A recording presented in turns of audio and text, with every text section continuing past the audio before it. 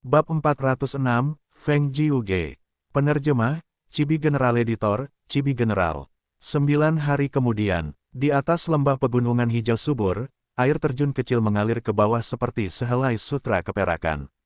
Aliran air terjun itu mengalir ke sebuah danau kuno. Danau kuno itu dalam dan berwarna giok gelap, dengan riak-riak di permukaan air. Di kolam itu, semua jenis ikan mas berenang. Di atas batu putih di samping air, Feng Jinhuang duduk dengan mata terpejam. Wajahnya, cerah dan cantik, terpantul di air, menyebabkan danau kuno ini memperoleh keanggunan yang cemerlang. Ikan mas berwarna-warni di dalam air kolam yang jernih, air terjun keperakan, dan lembah hijau semuanya saling melengkapi.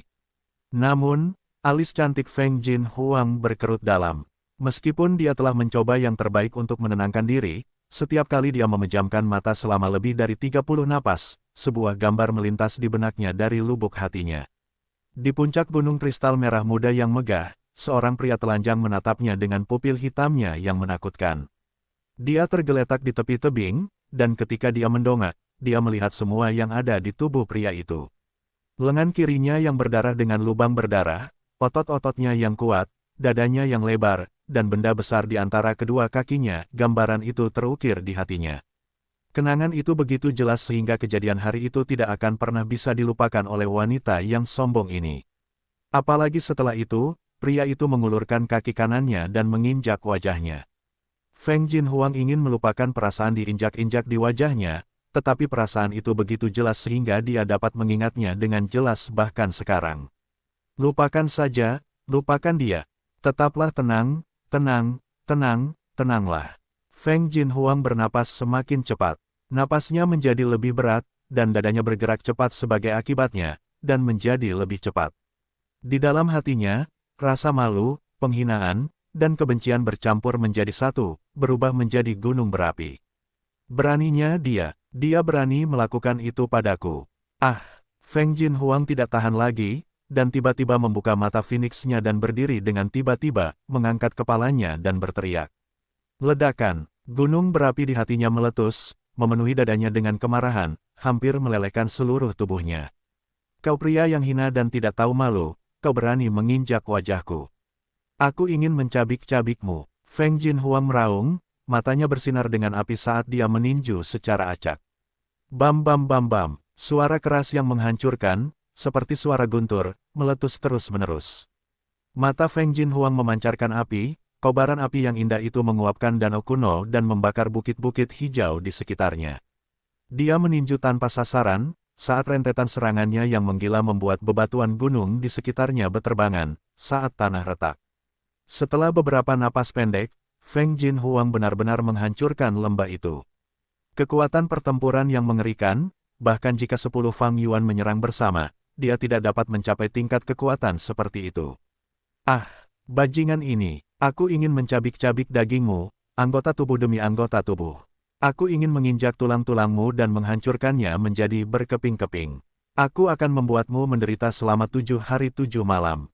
Aku bersumpah, aku akan membuatmu menderita rasa sakit yang tak berujung. Aku ingin kau mati dan menyesali semua yang telah kau lakukan padaku. Kemudian, aku akan mengubahmu menjadi abu dan menyebarkanmu ke angin. Feng Jinhuang berteriak tanpa henti, kemarahan di dadanya membuatnya kehilangan semua akal sehatnya. Beberapa ratus mil jauhnya, ada pondok-pondok rumput yang dibangun di puncak gunung. Melalui jendela pondok, sepasang mata yang indah menatap Feng Jinhuang, tampak khawatir. Oh, Feng kecilku, di dalam pondok, seorang wanita cantik mengenakan sutra putih yang dihiasi dengan sabuk hijau. Dia berwibawa dan anggun, memiliki kemiripan dengan Feng Jinhuang. Dia adalah ibu kandung Feng Jinhuang, peri Bai Qing, seorang dewa Gu tingkat 6. Berhentilah melihat, kamu telah mengawasinya selama 7 atau 8 kali selama 10 menit terakhir. Teh pasang surut laut giok yang aku seduh untukmu dengan hati-hati sudah mulai dingin sekarang, duduklah dan minumlah. Feng Jiuge duduk di sampingnya, berkata tanpa daya, minum, yang kamu pedulikan hanyalah minum teh. Apakah Feng Jinhuang benar-benar putrimu? Sebagai ayahnya, apakah kamu tidak khawatir sama sekali? Bai Qing berbalik, alisnya berkerut dan nadanya kesal. Putri kita, Feng selalu kompetitif sejak dia masih kecil. Bakatnya luar biasa, dan tidak ada yang menandinginya di sektenya, tetapi tiba-tiba dia tersandung dan kalah. Warisan abadi Hu adalah kegagalan pertama dalam hidupnya, tetapi itu juga yang paling penting. Kamu adalah ayahnya, tetapi kamu sebenarnya masih ingin minum teh di sini. Lupakan kegagalannya, yang lebih penting adalah, Feng Er menderita kerugian yang sangat besar. Dia benar-benar diinjak-injak oleh seseorang. Pikirkanlah, Feng Er sombong dan tidak pernah memperhatikan pria seusianya. Namun dia dipukuli sedemikian rupa, dengan kaki seseorang di wajahnya, dan untuk pertama kalinya, melihat tubuh pria setua itu. Ini, semakin banyak peri Baiking berbicara, semakin cemas dia, dan matanya perlahan memerah. Feng Jiuge menatapnya dan segera bangkit, mendekatinya, memeluknya. Dia dengan panik menghiburnya, jangan menangis King Erku. Bukankah suamimu masih di sini? Bahkan, menurutku, acara ini bukannya tanpa manfaat. Oh, apa gunanya? Baiking menatapnya dengan ragu. Feng Er adalah kebanggaan dan kegembiraan kita, aku bangga padanya tetapi juga khawatir. Dia terlalu kompetitif dan selalu ingin menjadi yang pertama. Ya, bakatnya lebih tinggi dariku, dan dia juga memiliki kemampuan pemahaman yang hebat, tetapi memangnya kenapa jika bakatnya lebih tinggi, apakah lebih tinggi dari semua pahlawan di dunia? Tidak peduli seberapa bagus bakatnya, dapatkah itu dibandingkan dengan Desolate Ancient Moon? Feng Jiu menjelaskan dengan sungguh-sungguh. Desolate Ancient Moon yang agung, Putri Renzu, gagal berkali-kali. Feng Er selalu mengalami keberhasilan dan kemenangan tetapi tidak pernah mengerti rasanya gagal. Ini adalah salah satu kekurangannya, dan juga kelemahannya. King Er, kau adalah Gu Immortal tingkat 6, dan aku adalah Gu Immortal tingkat 7, tetapi bahkan jika itu adalah Immortal Venerable tingkat 9 atau Demon Venerable, mereka hanya bisa hidup lama, tetapi tidak selamanya. Kita mampu melindungi Feng Er sekarang, tetapi suatu hari kita akan meninggalkannya. Pada saat itu, dia hanya akan bisa mengandalkan dirinya sendiri. Mengalami kegagalan ini akan membantunya menjadi dewasa. Burung meninggalkan sarang dan terbang sendiri. Setelah mereka menahan kemunduran, mereka dapat melatih sayap mereka dan bertarung di langit. Di masa depan, ketika Feng Er meninggalkan kita, kita bisa merasa lega. Feng Er adalah bayiku, aku akan sangat senang melindunginya di dalam tanah yang diberkati selamanya. Peri Baiking bersandar di dada Feng Jiuge sambil menyeka air matanya. Dia menghela napas dan berkata, kau benar, Feng Er akan meninggalkan kita suatu hari nanti, kita harus membiarkannya berlatih lebih giat. Tapi ini terlalu berat, dia telah kehilangan terlalu banyak kali ini. Warisan abadi Hu telah hilang, dia bahkan diganggu oleh pemuda sekte Bangau abadi itu, apakah kau sebagai ayahnya tidak akan melakukan apapun tentang hal itu? Feng Jiu mendengus, menyipitkan matanya saat matanya bersinar dengan cahaya dingin. Sekte Bangau abadi memang bertindak terlalu jauh, meskipun mereka telah berjanji untuk memberi kompensasi kepada kita dan 8 sekte besar lainnya. Tapi Feng Er adalah putriku, bagaimana dia bisa mengalami intimidasi seperti itu? Aku telah menulis surat dan telah mengirimkannya kepada mereka. Jika He Feng yang ini tidak tahu apa yang baik untuknya, aku akan pergi ke sekte mereka untuk menemukannya dan menyelesaikan masalah ini. Hati peri Baiking menjadi tenang, ternyata suaminya telah bertindak. Namun seketika, Baiking menjadi gugup dan menatap suaminya, suamiku, jangan gegabah, jangan membuat keributan besar. Dulu ketika kamu menyerang 10 sekte teratas, sekte Bangau abadi juga menjadi salah satu korbannya. Mereka tahu bahwa kamu yang terkuat, tapi jangan lakukan hal seperti ini lagi. Aku tahu. Haha, kau bisa tenang. Feng Jiuge menenangkan istrinya yang sedang berbaring di pelukannya, matanya menyipit tanpa sadar saat dia mendengus dalam hatinya, dari 10 sekte teratas di benua tengah sekarang, tidak ada yang layak berhadapan denganku. Di selatan benua tengah, 30.000 kaki di atas pegunungan. Di langit, Gunung Feihe melayang di antara lautan awan, tampak megah dan megah. Pohon-pohon bergoyang di gunung saat 10.000 burung bangau terbang lewat, memancarkan suasana hidup dari kediaman dewa. Saat ini, di paviliun Sang King di puncak gunung, suasananya berat dan suram. Feng Jiuge sudah keterlaluan. Tetua pertama tertinggi menatap dengan marah, tangannya mencengkeram surat tipis saat dia gemetar karena marah. Dengan keras, dia membanting surat itu ke meja batu giok putih. Dalam surat itu, Feng Jiege mencantumkan beberapa tuntutan yang sombong. Namun meskipun begitu, tetua pertama tertinggi tidak berani menghancurkan atau membakar surat ini. Surat ini bersinar dengan warna hijau kebiruan, itu adalah transformasi dari burung hijau pengirim surat peringkat 5 Gu. Begitu hancur, Feng Jiuge akan merasakannya, jika dia menjadi marah, situasinya akan menjadi merepotkan. Orang ini, Feng Jiuge, terlahir di jalur iblis. Di masa lalu, dia memperoleh kesempatan langka dan berkultivasi dengan susah payah, tanpa suara mencapai alam abadi Gu peringkat 6. Begitu dia keluar, dia membuat dunia takjub saat dia menantang semua pahlawan di dunia, dan tidak ada yang bisa menghentikannya. 10 sekte mengirim orang untuk menantangnya, tetapi mereka semua kalah telak, terpaksa bergabung untuk melawannya. Feng Jiuge tidak takut, bertarung saat dia menempuh perjalanan lebih dari 10 juta mil, tiba-tiba mengubah taktiknya dan mengincar naga kuning, menyebabkan 10 sekte kalah telak. Adegan itu benar-benar kacau dan tidak ada yang bisa dilakukan siapapun. Untungnya, peri King dari rumah afinitas roh menggerakkannya dengan cinta sejati, akhirnya mereformasi kepala iblis ini. Dulu, Feng Jiuge menggunakan kultivasi tingkat 6-nya dan menyebabkan keributan di antara 10 sekte, itu tidak terbayangkan. Sekarang, dia memiliki kultivasi tingkat 7 dan memiliki Spirit Affinity House, salah satu dari 10 sekte yang mendukungnya. Orang ini memiliki sikap seperti seorang dewa surgawi, meskipun permintaannya sedikit berlebihan, kita dapat menyetujuinya. Tetua kedua tertinggi mengeluarkan surat itu, membacanya, dan berkata dengan nada tenang. He Feng Yang, bagaimana mungkin ada kesalahan besar dalam masalah yang menjadi tanggung jawabmu ini? Fang Yuan itu sama sekali bukan murid kita, apa motifmu, membelanya seperti ini? Sebuah suara menggelegar bergema di paviliun Sangking, menyebabkan jendela bergetar. Orang yang berbicara adalah Lei Tan, Dewa Gu tingkat 6, dan berselisih dengan He Feng Yang. Tempat-tempat yang dipenuhi orang-orang memiliki konflik, Sekte Bangau Abadi juga memiliki konflik dan persaingan di antara faksi-faksi. Seketika, semua tatapan jatuh pada He Feng Yang. He Feng Yang seperti seorang pemuda, lembut seperti batu giok. Sepasang alis berwarna giok menjulur hingga ke pinggangnya. Ekspresinya tenang, melihat sekeliling perlahan, lalu tertawa dan berkata, Fang Yuan ini memang bukan murid kita, tetapi saudaranya Fang Zheng adalah salah satu dari kita, pemimpin murid-murid elit generasi ini. Lei Tan mencibir, kerabat murid elit kecil, dia layak mendapat dukungan kita, seluruh sekte Bangau Abadi. He Feng Yang, apakah kamu tahu berapa banyak kompensasi yang harus kita berikan kepada 9 sekte untuk Fang Yuan ini? Tentu saja aku tahu. He Feng Yang melirik Lei Tan, tertawa meremehkan, tetapi hal-hal ini, bahkan jika kamu mengalihkannya dengan 3, tidak dapat dibandingkan dengan tanah yang diberkati Hu Immortal.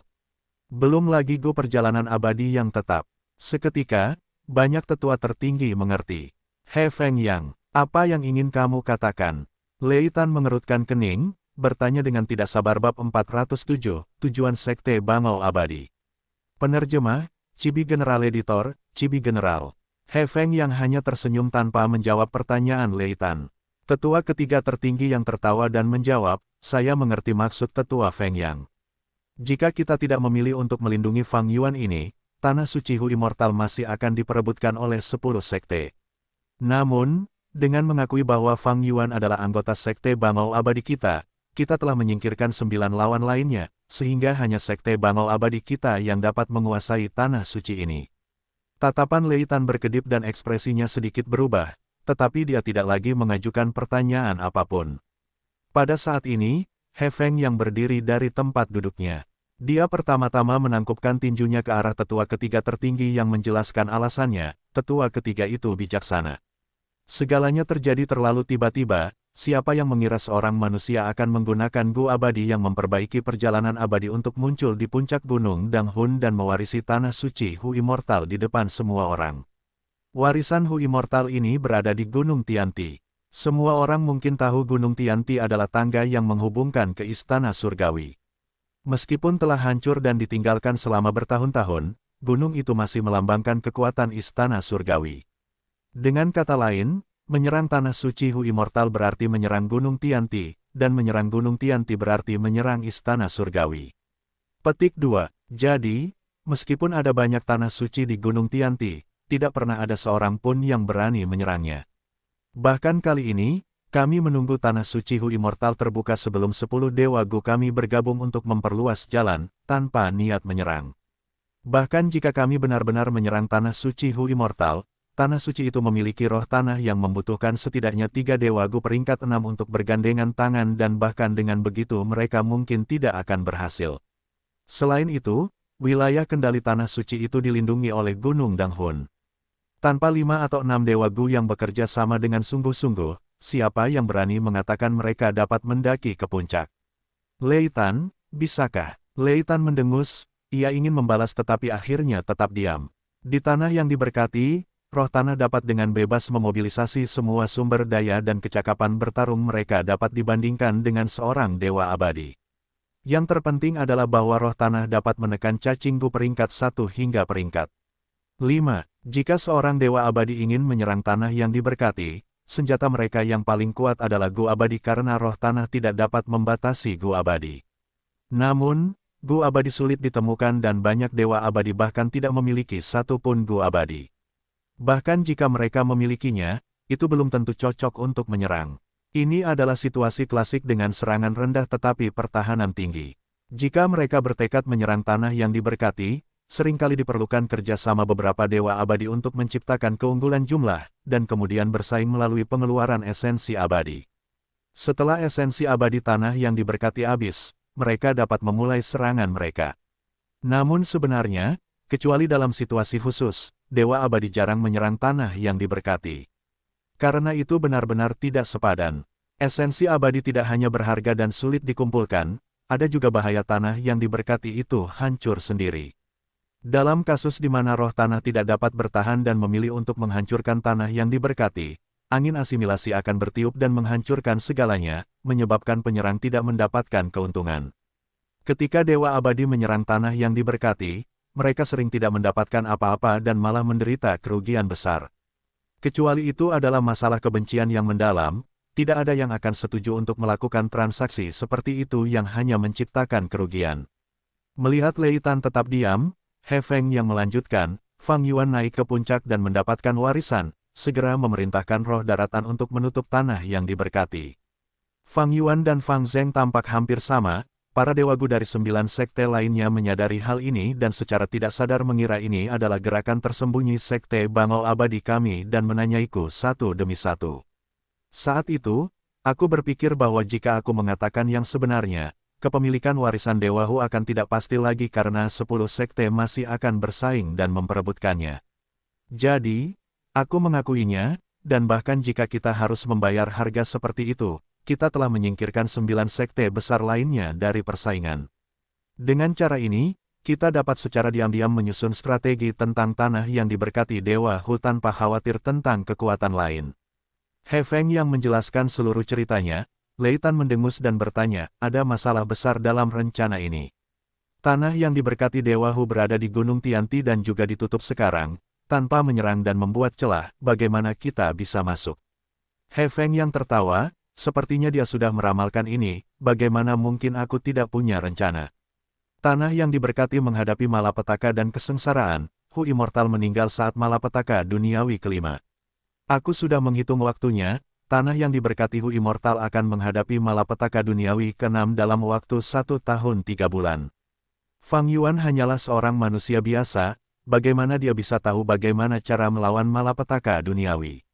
Bahkan dengan bantuan roh tanah, tanpa dukungan sekte, tanah yang diberkati akan mengalami kerusakan berat pada saat itu dan celah akan muncul. Lei Tan mencibir, bahkan jika ada celah, apakah kamu berani menyerang? Bukankah kamu mengatakan sebelumnya bahwa warisan Hu Immortal ada di Gunung Tianti? He Feng yang langsung menjawab, menyerang dengan paksa adalah langkah yang buruk dan kita hanya akan menggunakannya jika semua cara lain gagal. Fang Yuan itu hanyalah manusia biasa, selama celah muncul dan kita menggunakan beberapa rencana dan siasat, apakah ada kekhawatiran gagal menangkapnya? Hehe, begitu bencana bumi berlalu, dia pasti akan mulai khawatir dan haus akan bantuan eksternal.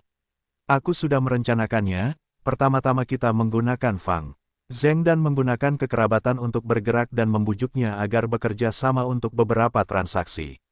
Saat kita melakukan lebih banyak transaksi, kewaspadaannya terhadap kita secara alami akan mengendur, dan menggunakan logika untuk membujuknya, kita mungkin bisa meyakinkannya untuk bergabung dengan Sekte Bangau Abadi.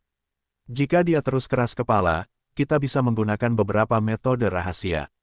Gu perbudakan adalah salah satu metode yang bagus. Tidak banyak cara untuk menghadapi roh tanah, tetapi ada banyak cara untuk menghadapi manusia biasa seperti dia. Jika kita bisa mendapatkan Gu perjalanan abadi tetap seperti ini, maka tidak diragukan lagi itu adalah hasil yang sempurna. Para tetua yang hadir merasakan gelombang kegembiraan saat menyebutkan Gu perjalanan abadi tetap. Banyak yang mulai berbisik dan berdiskusi satu sama lain, hasil yang digambarkan He Feng yang sungguh indah. Yang terpenting, rencananya memiliki peluang untuk berhasil. Lei Tan dapat merasakan perubahan suasana saat ia duduk dengan marah. Kau berbicara dengan kata-kata yang bagus, mari kita berharap ini berjalan sesuai keinginan kita. Tetua ketiga tertinggi bergumam, selain Gu khusus seperti Gu sayap mimpi yang perlu diaktifkan menggunakan jiwa, sebagian besar Gu abadi lainnya membutuhkan esensi abadi untuk mengaktifkannya, dan Gu perjalanan abadi yang tetap ini tidak terkecuali. Fang Yuan ini memiliki Gu perjalanan abadi yang tetap dan dengan bantuan roh tanah untuk menggunakan esensi abadi tanah yang diberkati, ia dapat melarikan diri kapan saja ia mau. Kita harus sangat berhati-hati untuk menghadapinya. Selain itu, ada satu hal yang perlu diperhatikan, ia hanyalah seorang manusia biasa tetapi ia memiliki Gu abadi, ia seharusnya memiliki latar belakang yang cukup dalam. He Feng yang mengangguk, junior sudah memikirkan hal ini. Dulu, ketika aku menyatakan Fang Yuan sebagai murid sekte kita, aku memeriksa reaksi dari 9 sekte lainnya. Tampaknya tidak ada satupun dari 9 sekte benua tengah yang mendukungnya. Aku menduga, karena Fang Yuan berasal dari perbatasan selatan, dia kemungkinan besar memiliki klan super perbatasan selatan di belakangnya. Namun, baik itu klan Wu, klan Sang, klan Tai, klan Yi, atau klan super lainnya, mereka semua berada jauh di perbatasan selatan dan tidak dapat membantunya di sini. Jika mereka memasuki benua tengah, kekuatan tempur mereka akan ditekan. Sekte Bangau Abadi kita adalah salah satu dari 10 sekte besar benua tengah, kita memiliki peluang besar untuk menang melawan mereka. Semua tetua mengangguk mendengar kata-kata ini dan memulai putaran diskusi ringan lainnya. Memang, naga yang perkasa tidak dapat menekan ular lokal.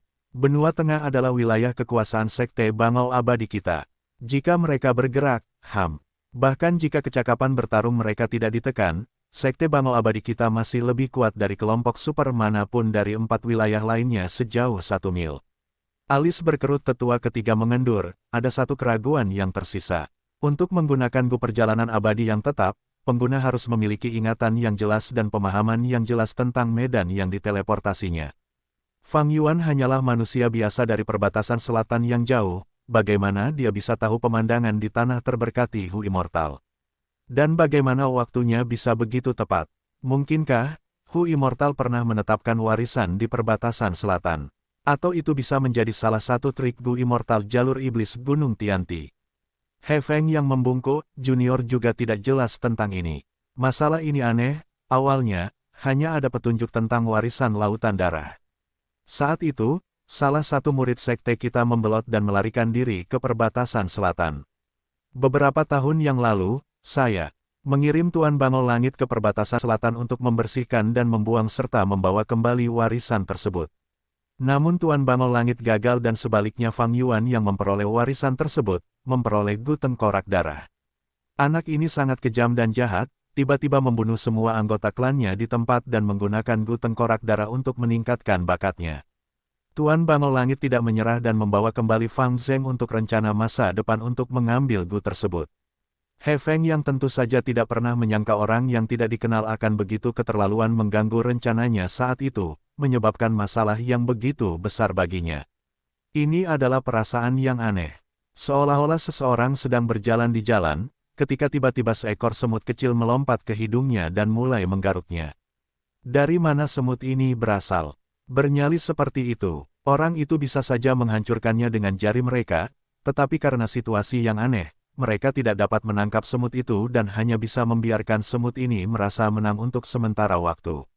Bukan warisan lautan darah ini lagi, mendengar He Feng yang menceritakan seluruh kisahnya, para tetua yang hadir mengerutkan kening, hati mereka menjadi jengkel. Warisan laut darah berasal dari orang penting dari jalur iblis, leluhur laut darah. Dia membunuh orang seperti memotong rumput dan aibnya telah tercatat dalam sejarah. Dengan kekuatan seorang dewa Gu peringkat 7, dia secara tak terduga telah mendirikan ratusan ribu situs warisan yang tersebar di benua tengah, perbatasan selatan, dataran utara, gurun barat, dan laut timur. Sebelum kematiannya, dia tertawa dan menyatakan, jalur darah tidak sepi, tandaku akan tetap ada selamanya. Sekarang, seperti yang dia nyatakan, banyak manusia telah diuntungkan. Warisan laut darah telah dinyatakan sebagai warisan paling populer dengan jumlah terbanyak di dunia. Tidak ada persaingan, tokoh jalur kebenaran yang tak terhitung jumlahnya menjadi pusing karenanya.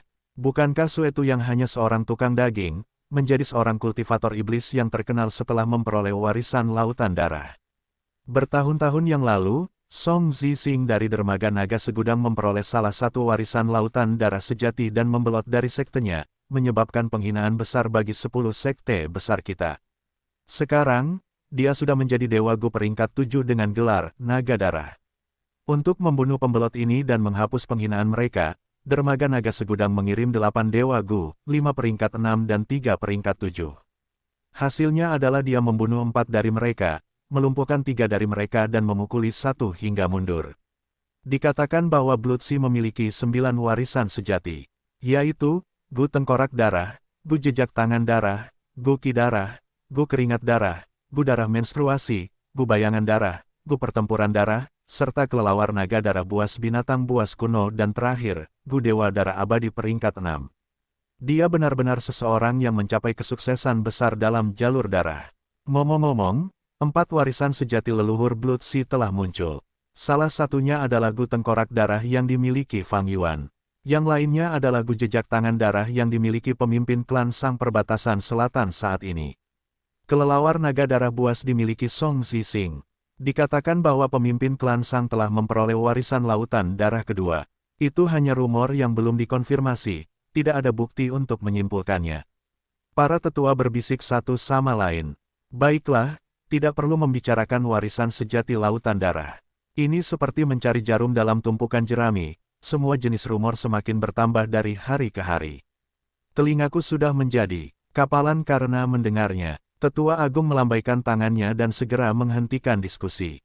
Dia mengalihkan pandangannya ke arah He Feng Yang, Tetua He Feng Yang, karena Anda mengemukakan metode ini, maka Anda akan bertanggung jawab atasnya. Jika Anda mampu merebut tanah yang diberkati dan membangun jasa Anda, sekte tidak akan pelit dalam memberi Anda hadiah. Junior mengerti. He Feng yang menerima perintah itu sambil tersenyum.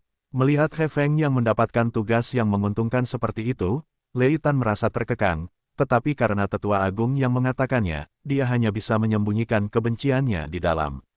Namun, Tetua Agung menambahkan, karena Anda yang bertanggung jawab atasnya, maka Tetua Feng Yang, Anda harus menyerahkan Gu milik Anda sendiri, bukan?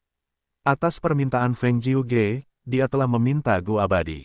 Anda adalah orang yang bertanggung jawab atas masalah ini, jadi Anda harus menjadi orang yang menyelesaikan ini. Lei Tan langsung gembira. He Feng yang hanya bisa menerima perintah itu sambil tersenyum pahit. Bab 408, Fang Yuan sadar kembali. Penerjemah, Cibi General Editor, Cibi General.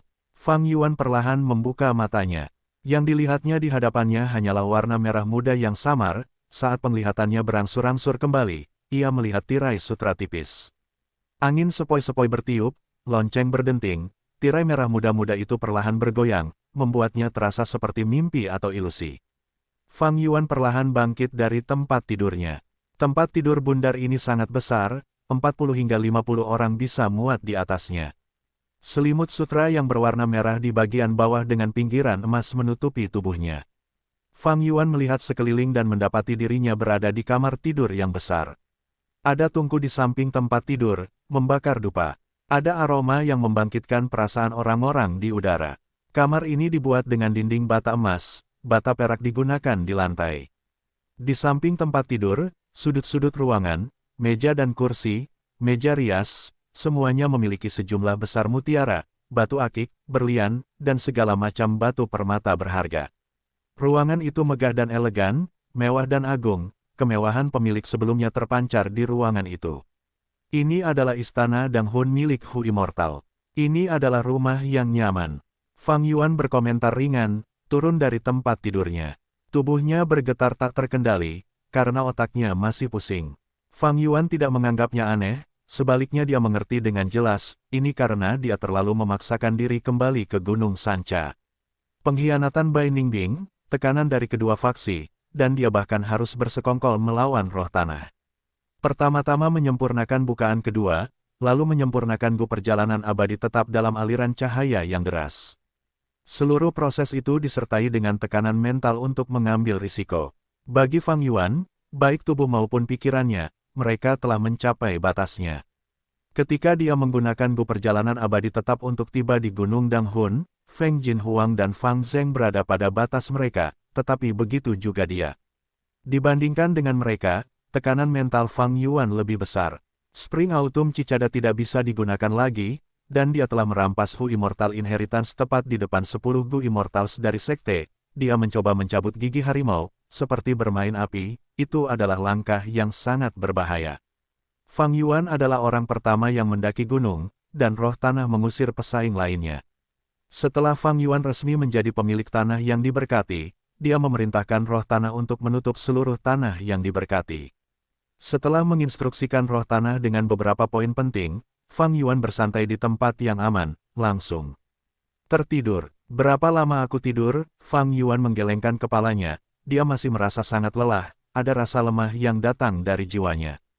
Pada saat yang sama, telinganya berdengung, karena otaknya tidak dapat berpikir secepat biasanya. Sulit untuk memproses pertanyaan di kepalanya. Oh tidak, aku melukai jiwaku. Hati Fang Yuan hancur, merasakan kondisinya tidak terlihat baik. Alasan utamanya adalah karena penyempurnaan Gu abadi. Apakah Gu abadi begitu mudah untuk disempurnakan? Banyak Gu abadi akan menderita serangan balik ketika melakukan kesalahan saat mencoba melakukannya, terluka paling baik, kematian paling buruk.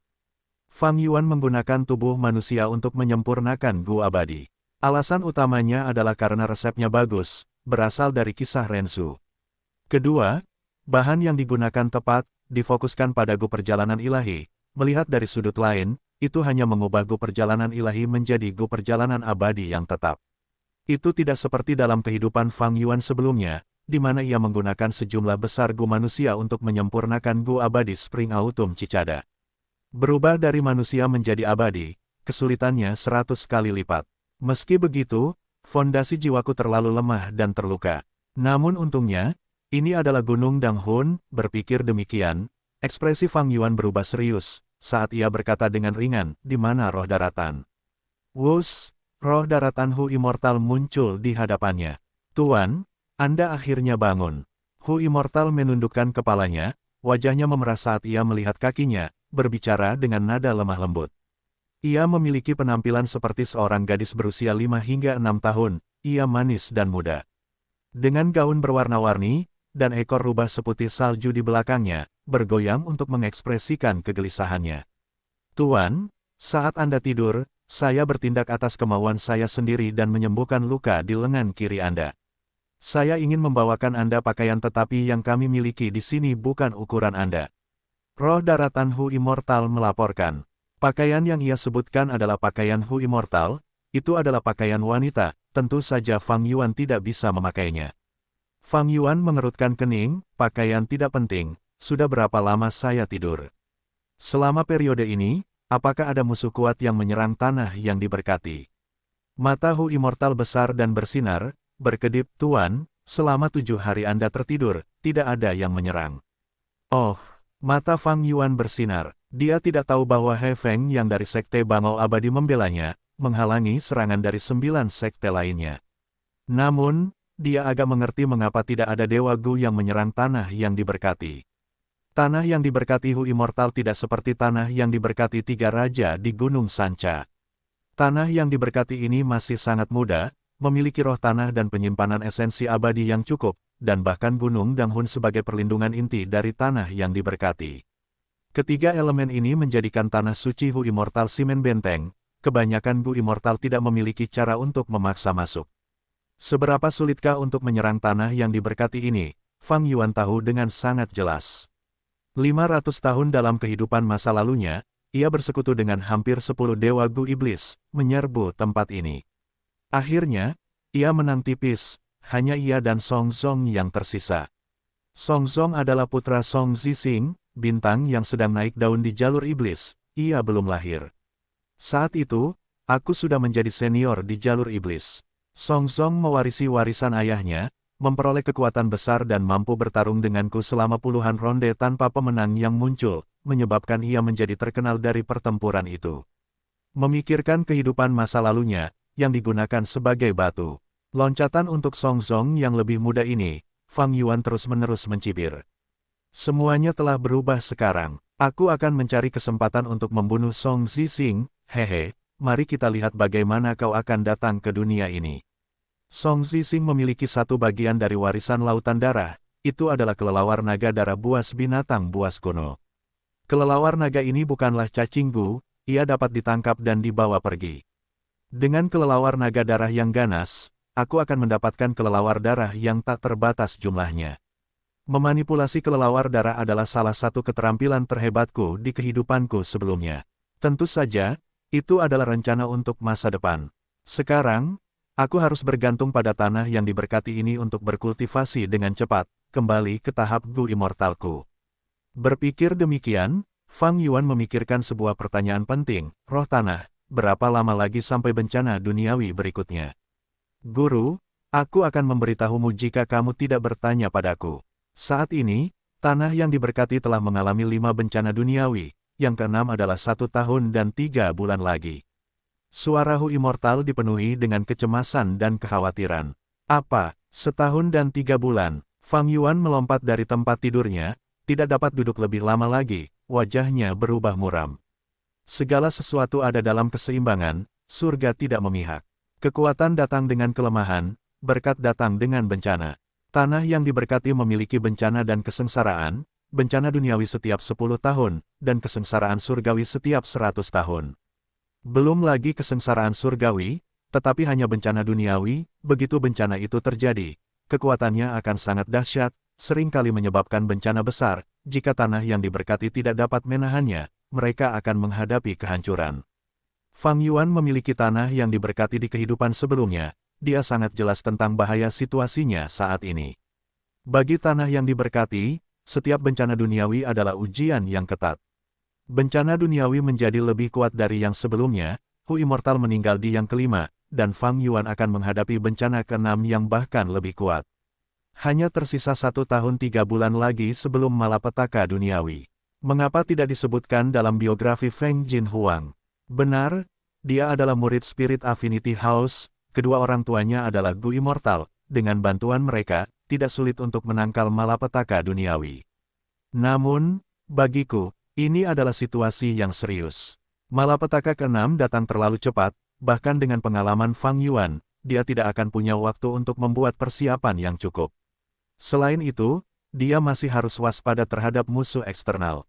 Di bawah pengawasan semua orang, aku merebut tanah terberkati Hu Immortal, meskipun puluhan sekte belum bergerak, mereka pasti menunggu untuk menerkamku. Aku mengerti sekarang, 10 sekte sedang menunggu malapetaka duniawi, dan ingin memanfaatkannya. Begitu malapetaka duniawi turun, roh tanah harus menghadapinya dengan segala yang dimilikinya, dia tidak akan punya waktu untuk mengurus tuan ini. Fang Yuan masih berada di peringkat 4 tingkat atas, dia mudah menjadi sasaran. Begitu dia meninggal, tanah yang diberkati itu tidak akan memiliki pemilik, dan roh tanah harus mencari tuan baru. Jika malapetaka duniawi menyebabkan celah besar, Master Gu di luar akan dapat masuk sesuka hati. Jika 10 sekte menemukan masalah saat itu akan menambah masalahnya, dan situasinya pasti akan menjadi mematikan. Tatapan Fang Yuan bersinar, karena jiwanya terluka, itu menyebabkan kepalanya sakit. Dia menata ulang pikirannya yang tersebar, dan menghembuskan napas dalam-dalam, memutuskan, aku akan melihat situasinya, membuat persiapan terbaik untuk malapetaka duniawi ini. Jika aku gagal, aku akan menyerahkan tanah yang diberkati dan memerintahkannya untuk menghancurkan diri sendiri, tidak memberikan jalan yang benar sumber daya apapun secara gratis, kemudian melarikan diri menggunakan Gu perjalanan abadi yang tetap. Meskipun tanah yang diberkati itu bagus, bagaimana itu bisa dibandingkan dengan keselamatannya.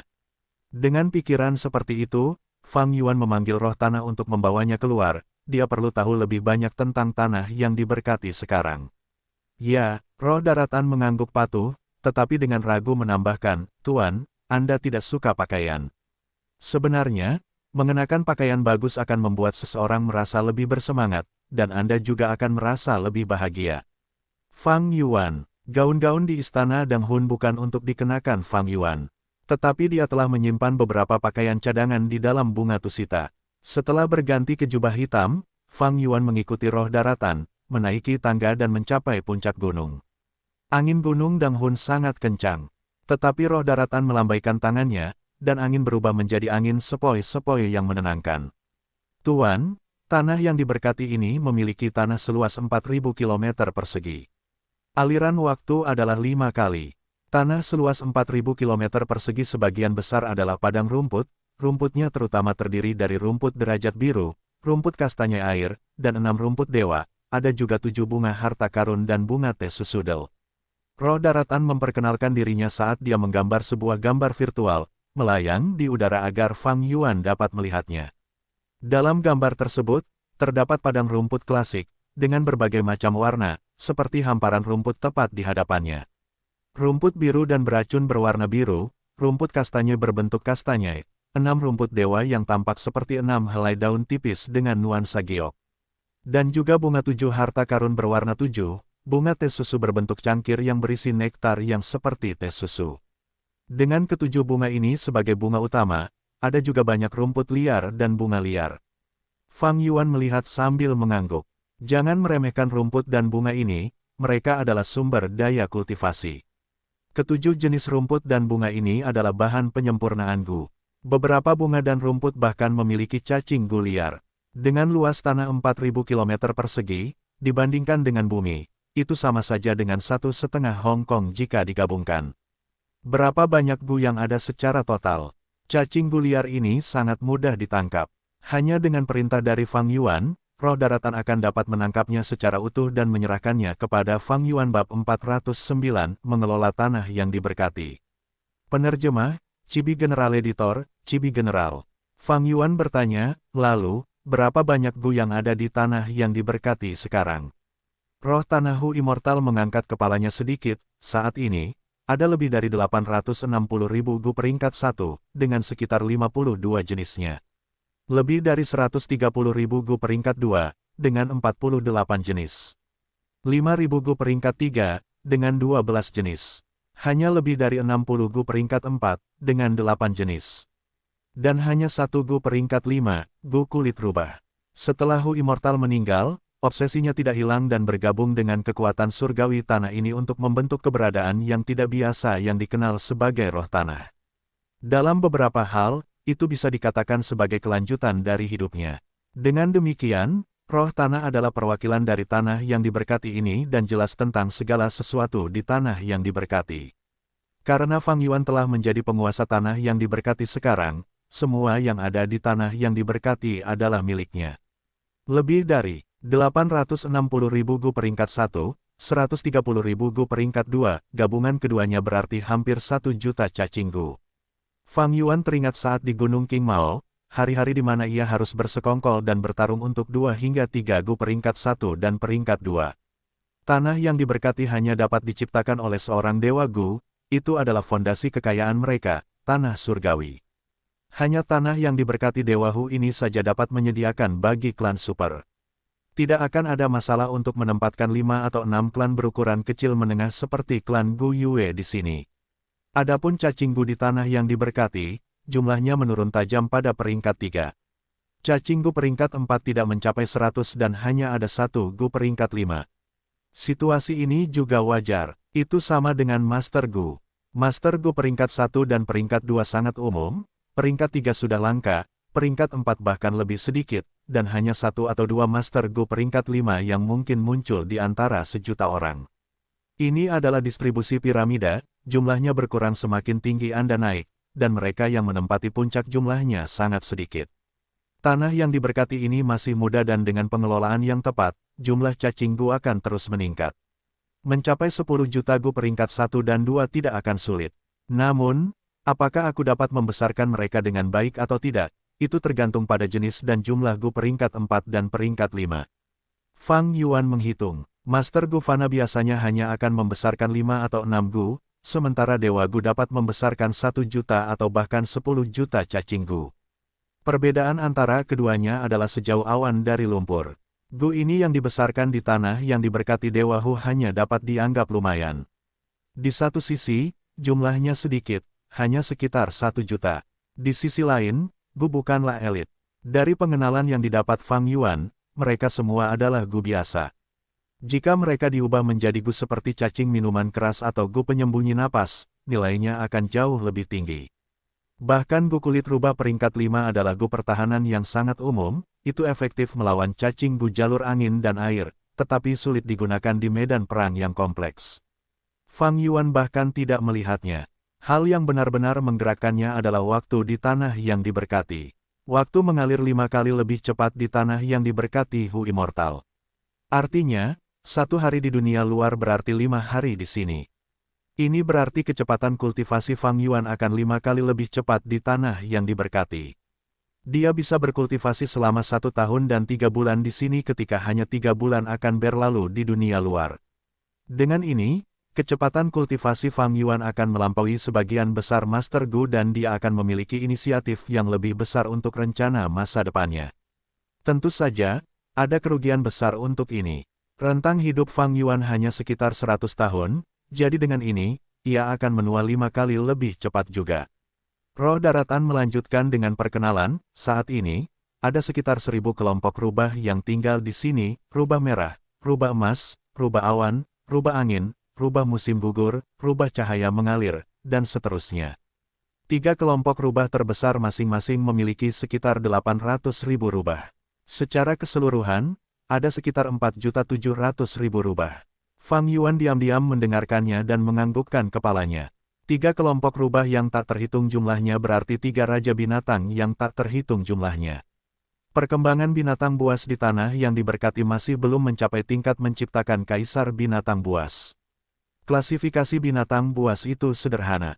Dari rendah ke tinggi, mereka adalah Raja 100 binatang buas, Raja 1000 binatang buas, Raja binatang yang tak terhitung jumlahnya, dan Kaisar binatang buas.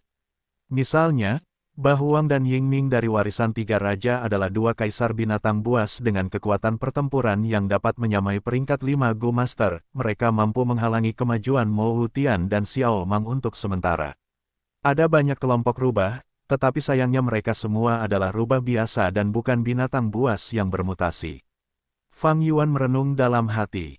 Nilai binatang buas biasa tentu saja tidak dapat dibandingkan dengan binatang buas yang bermutasi. Contohnya adalah membandingkan babi hutan dan babi hutan guntur, banteng hijau dan banteng kunlun, anjing liar dan singa mastif. Di atas binatang buas yang bermutasi adalah binatang buas yang terpencil, di atas binatang buas yang terpencil adalah binatang buas kuno dan binatang buas terpencil yang tak terlupakan. Kelelawar naga darah ganas milik Song Zixing adalah binatang buas kuno yang terpencil, salah satu dari 9 warisan sejati laut darah leluhur. Binatang buas terpencil yang tak terlupakan tercatat dikurang dari lebih besar dari, contohnya adalah rubah berekor 9. Membesarkan rubah berekor 9 di tanah suci Hu Immortal hanyalah mimpi. Bahkan membesarkan binatang buas kuno pun mustahil. Jika itu adalah binatang buas biasa seperti rubah badai atau rubah bersayap phoenix, membesarkan 1 atau 2 di antaranya mungkin saja, tetapi itu sangat bergantung pada keberuntungan. Fang Yuan terus mempertimbangkan. Karena dia telah memperoleh tanah suci Hu Immortal, rencananya setelah kelahiran kembali telah mencapai tingkat yang sama sekali baru, jadi dia harus merevisi dan memodifikasinya. Pada saat ini, pertikaian internal klan Jia seharusnya sudah berkobar seperti api liar dan dia tidak akan dapat berpartisipasi di dalamnya. Dia juga tidak dapat berpartisipasi dalam pertempuran besar di Gunung Yitian. Fang Yuan bermaksud untuk memanfaatkan sepenuhnya tanah suci Hu Immortal ini dan berkultivasi ke alam Gu Immortal.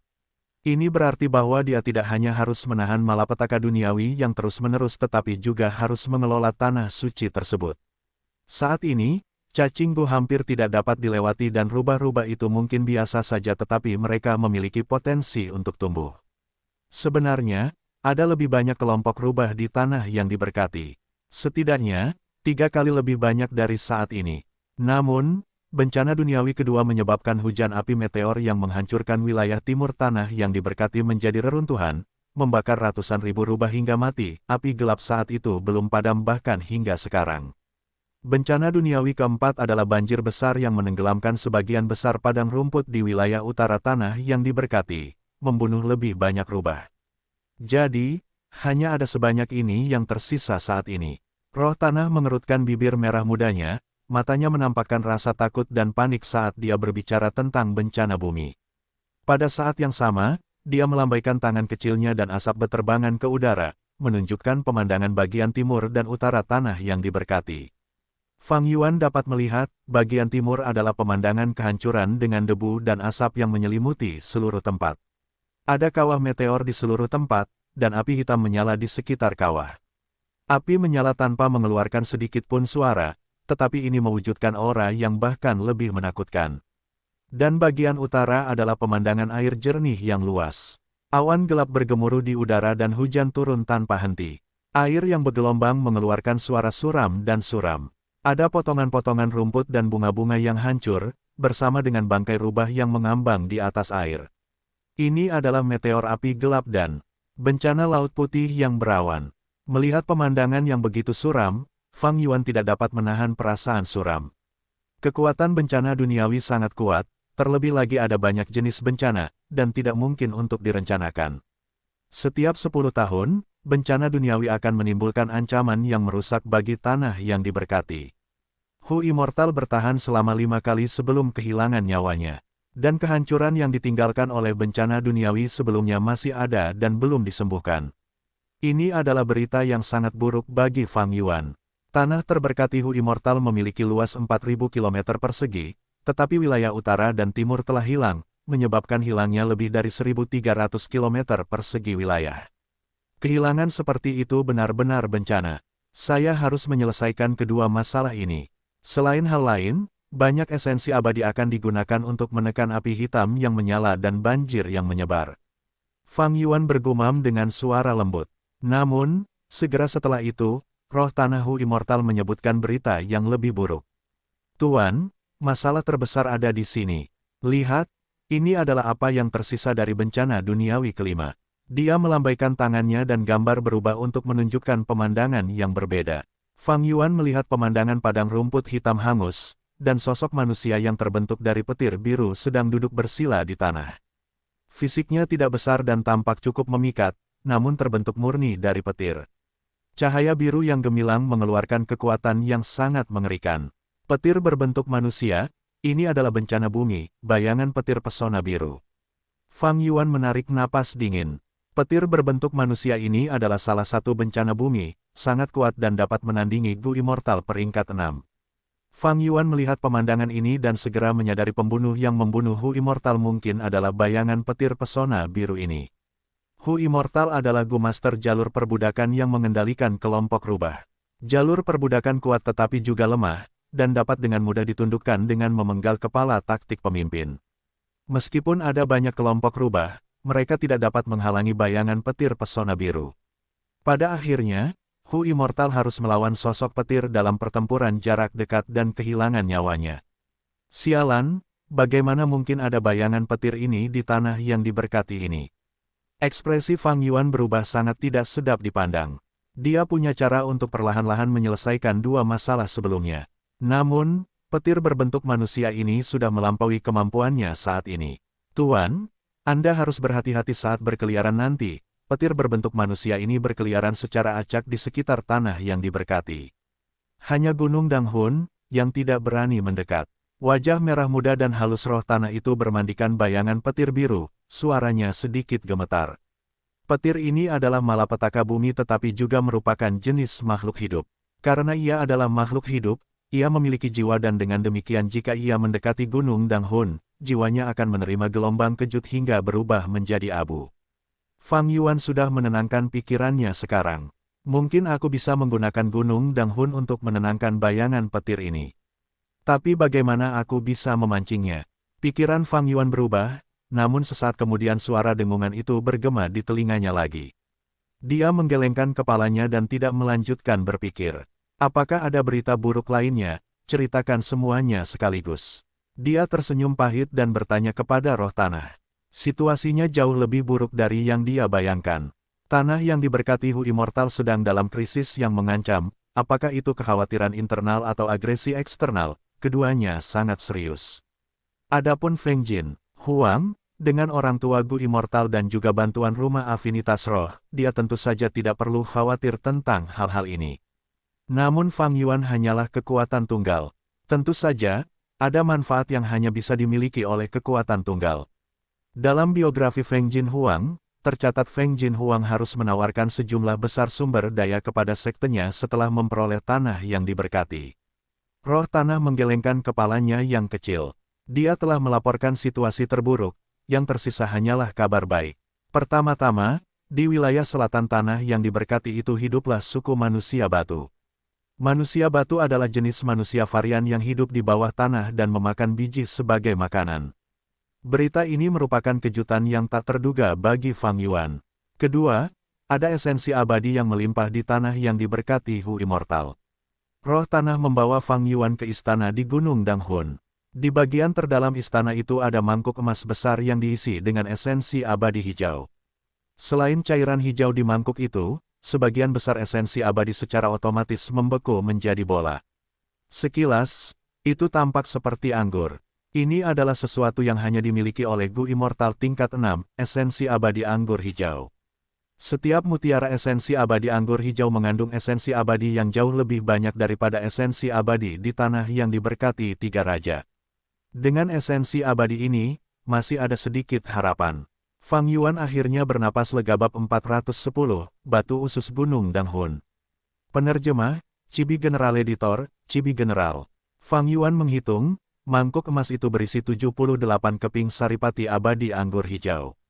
Ditambah lapisan saripati cair abadi biru hijau di dasar mangkuk, jumlahnya menjadi 78 keping dan setengah. Ada banyak saripati abadi, 100 kali lipat dari tanah terberkati tiga raja.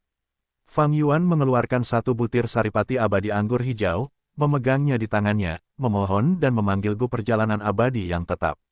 Gu perjalanan abadi yang tetap seperti batu giok, kupu-kupu yang dibuat dengan sangat cermat, cemerlang dan elegan, terbang dengan mulus.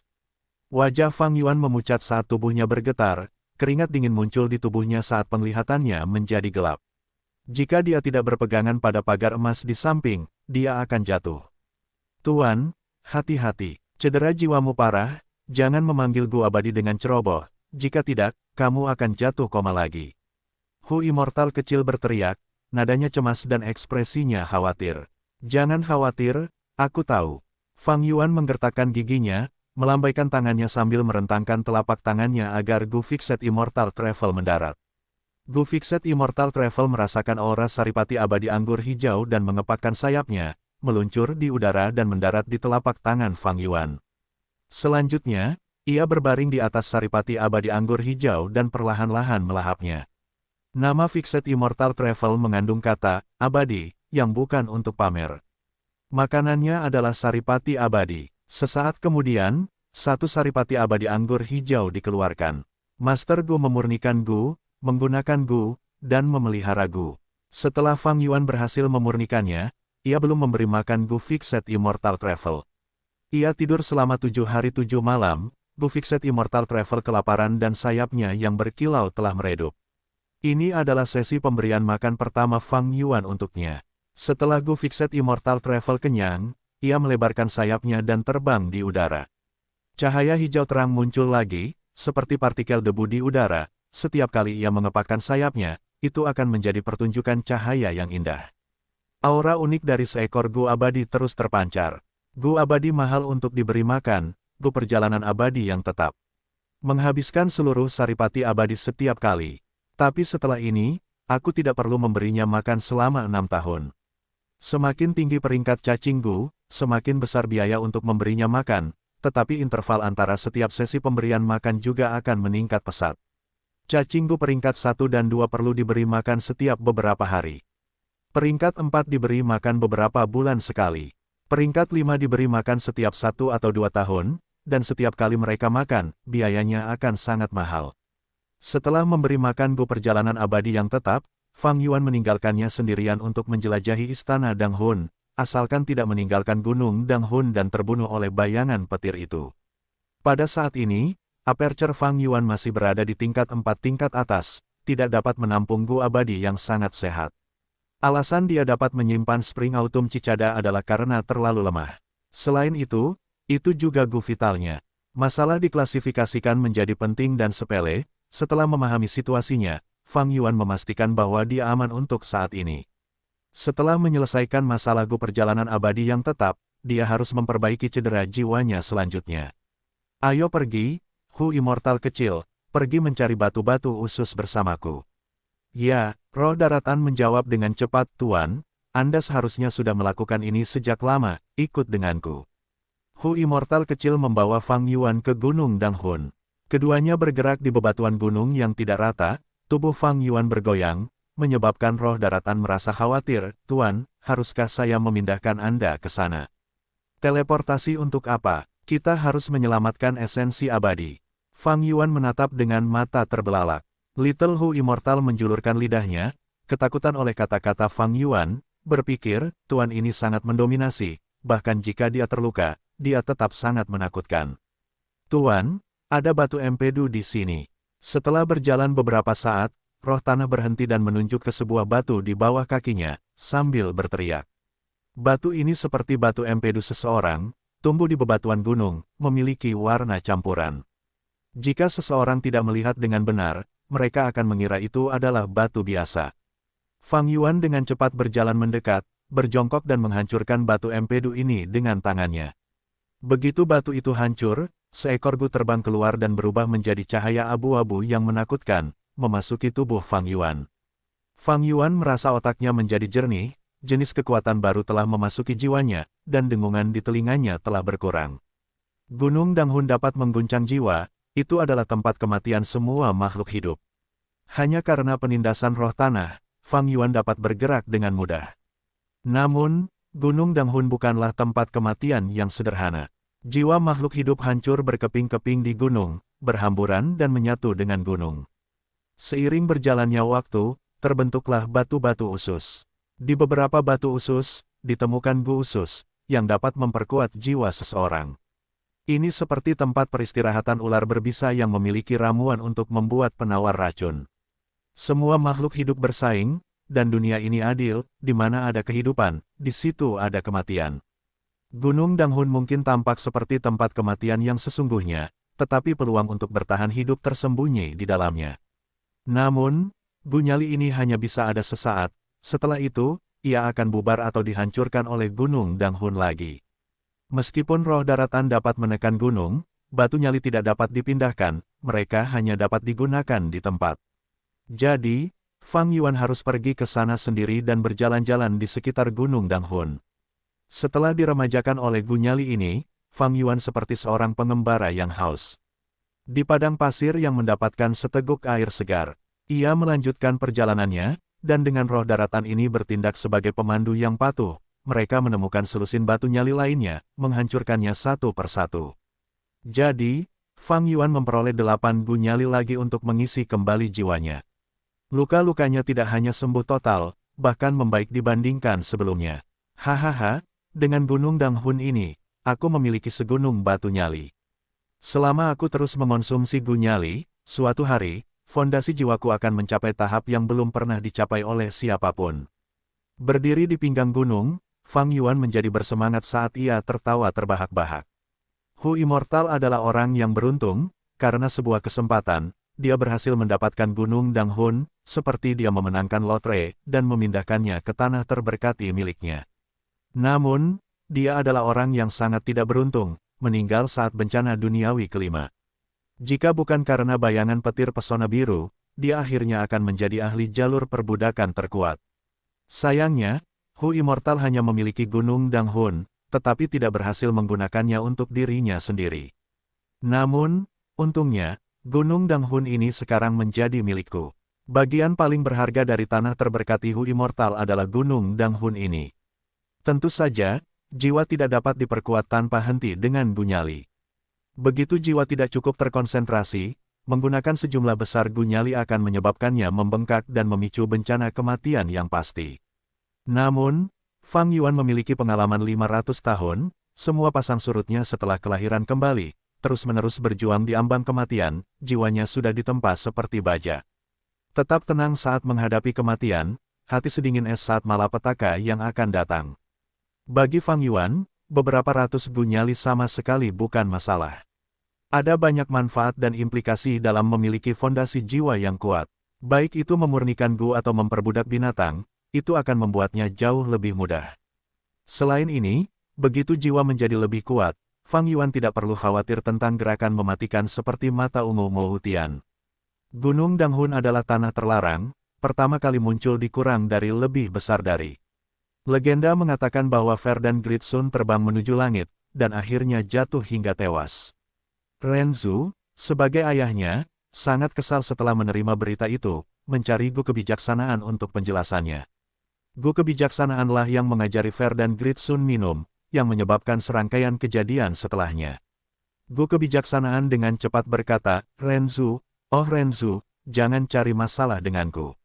Meskipun putramu telah meninggal, bukan tidak mungkin untuk menghidupkannya kembali. Selama kau memasuki pintu kehidupan dan kematian, dan membimbingnya menuju jalan kehidupan, berjalan di bawah sinar matahari, ia akan hidup kembali. Renzu terkejut, sebelum menjadi sangat gembira, dan kemudian sangat marah. Ia meraih gu kebijaksanaan dan bertanya, gu kebijaksanaan, oh gu kebijaksanaan, apakah kau masih menganggapku sebagai bocah bodoh dari sebelumnya? Pintu kehidupan dan kematian adalah tempat yang berbahaya, begitu aku masuk aku tidak akan pernah bisa keluar. Setelah melukai putraku, kau ingin membunuhku juga.